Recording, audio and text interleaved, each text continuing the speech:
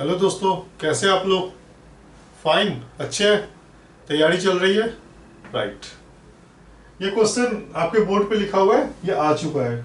ठीक है, यूपी में आ चुका है, असाइनमेंट 2018 में आ चुका है और परसेंटेज से लिया गया, देख के ही पता चल रहा है।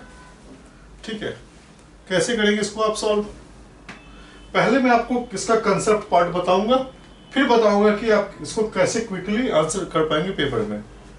कंसेप्ट पार्ट में देखो, कह रहा है कि in a class of 600 students 55% students passed in geography, 65% passed in economics and 30% passed in both subjects. ठीक है, एक सब्जेक्ट है आपका ज्योग्राफी और दूसरा है इकोनॉमिक्स।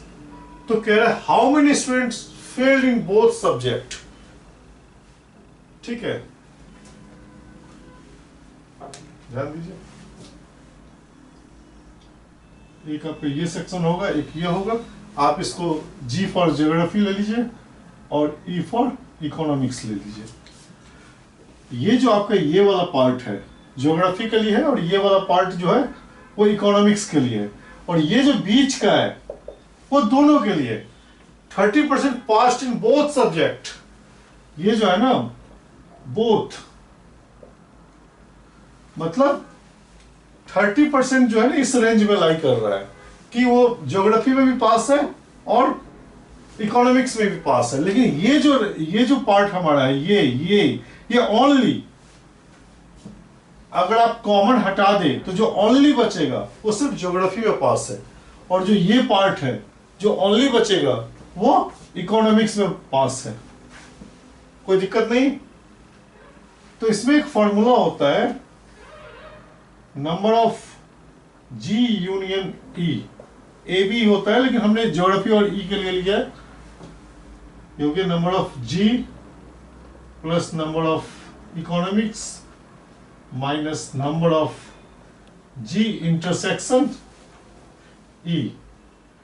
इंटरसेक्शन मतलब कॉमन, जो दोनों में कॉमन है। ठीक है,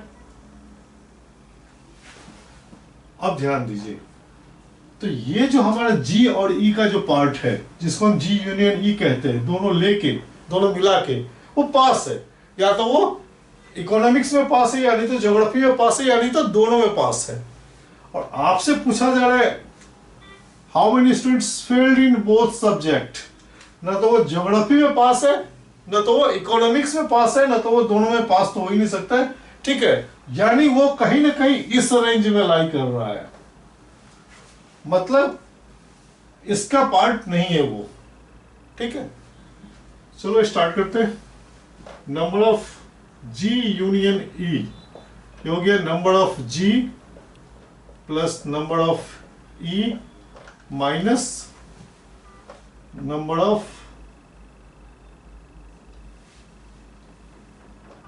जी इंटरसेक्शन ई। ठीक है, 55% स्टूडेंट पास इन ज्योग्राफी, ये आपका 55 है। इकोनॉमिक्स वाला कितना है? 65।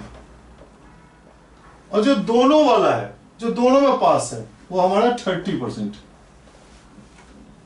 यानी ये हो गया आपका 120 माइनस 30, यानी ये हो गया 90।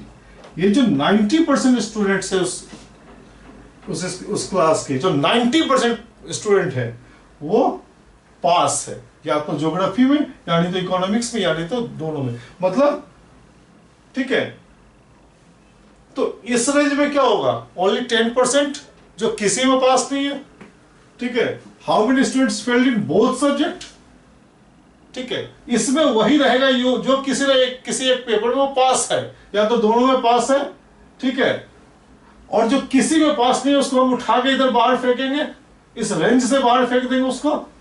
ठीक है, तो 90% आपका अगर ये है तो ये आपका हो गया 10%, मतलब 10% बच्चे फेल है, 10% स्टूडेंट्स फेल है ज्योग्राफी में भी और इकोनॉमिक्स में भी। क्लियर है? कोई डाउट तो नहीं आता? अच्छा, टोटल हमारे 600 स्टूडेंट्स है, तो इसका 10% क्या है? दोनों में फेल है, बाहर कर दिए। तो 600 का 10% क्या हो जाएगा?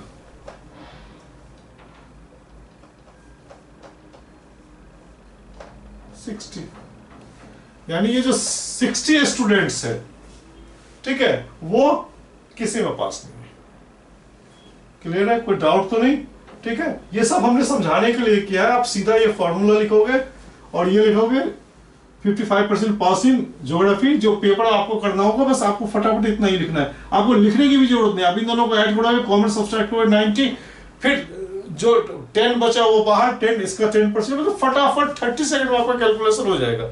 ठीक है, तो कंसेप्ट भी इंपॉर्टेंट है, कंसेप्ट के बिना आपका ट्रिक भी फेल हो जाएगा। कंसेप्ट इंपॉर्टेंट है। ठीक है, अब आप इसको लाइक कीजिए, शेयर कीजिए, सब्सक्राइब कीजिए, और ढेर सारा वीडियो डिफरेंट कंसेप्ट को लेकर मैं आऊंगा, डिफरेंट ठीक है टॉपिक्स पे, राइट।